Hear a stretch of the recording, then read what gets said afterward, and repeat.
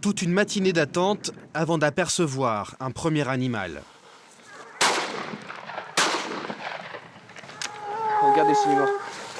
L'auteur du tir signale alors la mort du renard au reste du groupe à l'aide de sa corne de chasse. Ben là, vu que je l'ai blessé, j'étais pas sûr qu'il était mort. J'ai tailloté 2 coups. J'ai tailloté et j'ai annoncé 2 coups ensuite. Et quand j'ai vu qu'il était bien resté sur place, ben, j'ai annoncé la mort. 2 coups puis tailloté. Voilà. Le tout premier renard abattu sera finalement le seul prélevé lors de cette battue organisée dans les alentours de la commune de Vosroux. Premier que je tire. Ah bah voilà, un jeune chasseur en plus. Parfait. Un renard levé, un renard tiré, un renard prélevé. Bon, c'est pas un mauvais bilan, on peut faire mieux, mais le but du jeu n'est pas d'exterminer tous les renards. On est là pour réguler. C'est le rôle des chasseurs, de maintenir un équilibre.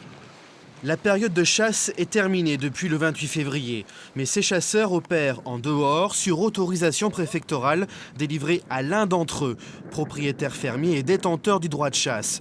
Une autorisation qui court tout au long du mois de mars en Deux-Sèvres.